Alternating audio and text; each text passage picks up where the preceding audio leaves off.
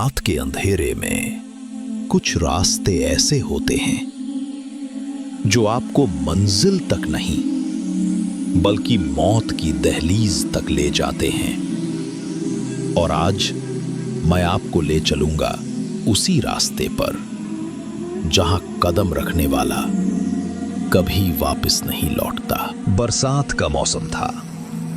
बादलों से ढकी शाम धीरे धीरे रात में बदल रही थी। आरव और सिया, एक शादीशुदा कपल, छुट्टियां मनाने के लिए अपने शहर इंदौर से किसी हिल स्टेशन जा रहे थे। उनका प्लान था कि शहर से दूर शांति और ठंडी हवाओं का मजा लिया जाए। शुरुआत में सब ठीक था, लेकिन जैसे ही घना जंगल आया, अचानक गूगल मैप ने शॉर्टकट दिखाया।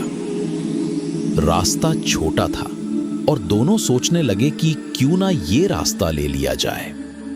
सिया ने झिझकते हुए कहा, आरव, ये सड़क कुछ अजीब सी लग रही है, इतनी सुनसान है। तुम्हें यकीन है कि ये सही रास्ता है? आरव हा हंसते हुए बोला, डरपोक मत बनो। इस रास्ते से कम 30 किलोमीटर कम गाड़ी चलानी पड़ेगी, जल्दी पहुंच जाएंगे। गाड़ी उस सुनसान और तंग सड़क पर बढ़ने लगी। इधर उधर घना जंगल था, अजीब अजीब आवाजें आ रही थी और कहीं कहीं जंगली उल्लू की चीखें सुनाई दे रही थी। करीब 1 घंटे तक चलते रहने के बाद घने जंगल के बीच अचानक गाड़ी बंद हो गई। बार बार कोशिश करने के बाद भी इंजन चालू नहीं हुआ। सिया घबराकर बोली, हे भगवान, अब क्या करेंगे? यहां तो नेटवर्क भी नहीं है। आरव ने इधर उधर नजर डाली और कहा, वो देखो, सामने एक बड़ा सा घर दिख रहा है, शायद वहां कोई मदद मिल जाए। सामने एक पुराना टूटा फूटा लेकिन विशाल विला खड़ा था। दीवारों पर काई जमी हुई थी, खिड़कियों से अंधेरा झांक रहा था और लोहे का बड़ा दरवाजा हवा से चरमराता हुआ हिल रहा था। सिया का मन वहां जाने का बिल्कुल नहीं था।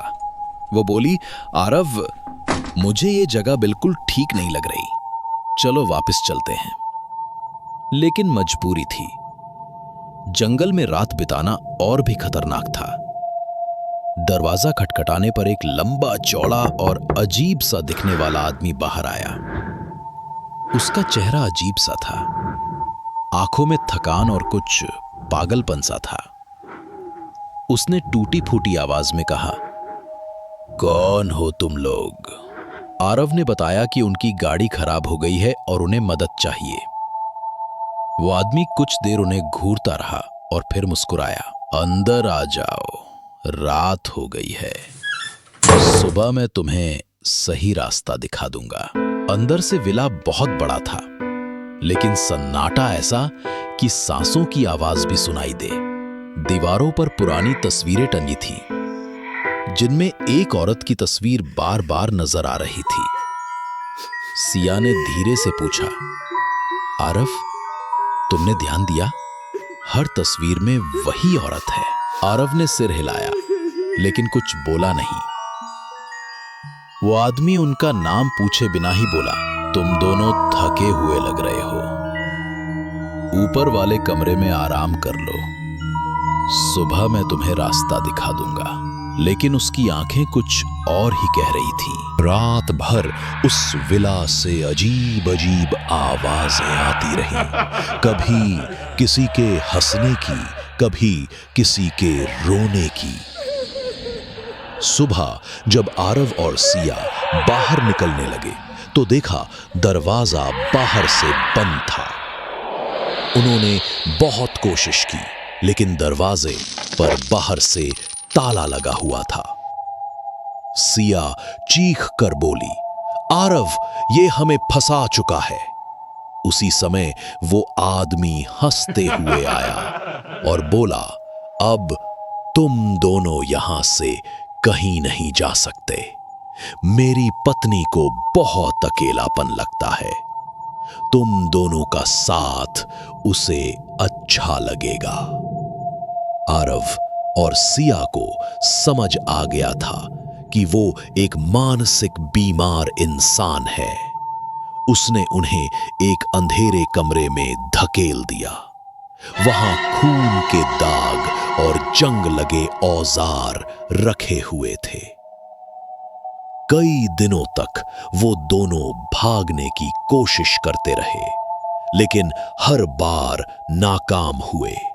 वो आदमी उन्हें भूखा रखता, कभी कभी खाना फेंक कर देता और अजीब बातें करता। एक रात जब वो आदमी कहीं बाहर गया तो आरव और सिया ने मौका पाकर वहां से भागने की कोशिश की, और रास्ता तलाश करते करते वो उस कमरे तक पहुंच गए जिसे हमेशा बंद रखा जाता था। दरवाजा थोड़ा खुला हुआ था।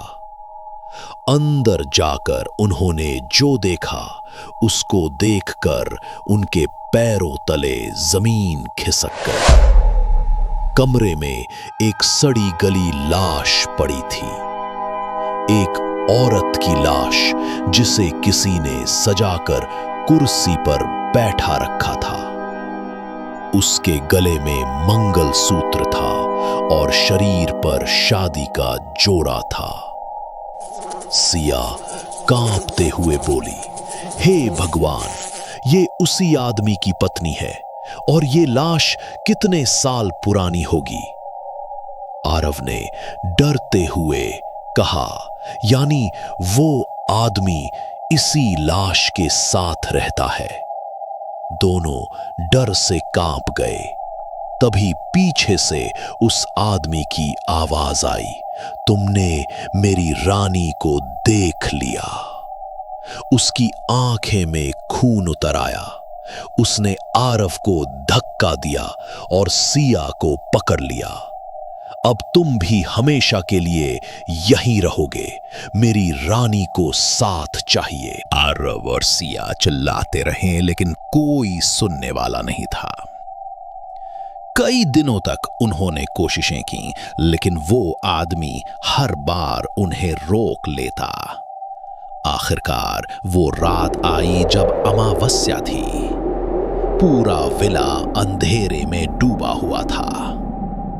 वो आदमी अपने कमरे में बैठा अपनी पत्नी की लाश से बातें कर रहा था। अचानक कमरे में अजीब सी ठंडक फैल गई। लाश की आंखें धीरे धीरे खुल गईं। आरव और सिया ने यह दृश्य देखा तो उनके रोंगटे खड़े हो गए।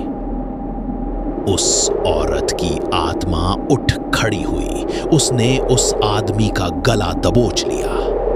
आदमी तड़पते हुए चीखा, नहीं नहीं, मैंने तो सिर्फ तुम्हें जिंदा रखना चाहा था। लेकिन आत्मा ने उसे वहीं मार डाला। उसके मरते ही दरवाजे अपने आप खुल गए। आरव और सिया भागते हुए विला से बाहर निकले। जैसे ही उन्होंने विला का गेट पार किया, उनके मोबाइल में नेटवर्क आ गया और उनकी गाड़ी भी बिल्कुल सही हालत में वहीं खड़ी दिखी। दोनों जल्दी से कार में बैठे और तेजी से निकल गए। लेकिन पीछे मुड़कर देखने पर उन्होंने देखा उस औरत की आत्मा खिड़की से उन्हें देख रही थी। अब वो आत्मा विला में शांत थी, लेकिन उस आदमी की आत्मा वहीं कैद हो चुकी थी, हमेशा के लिए। तो कैसी लगी आज की डरावनी दास्तान? कमेंट में बताना ना भूलें। और अगर डर का ये सफर जारी रखना है तो चैनल को सब्सक्राइब करें। मिलते हैं अगली कहानी में। तब तक अकेले मत सुनना।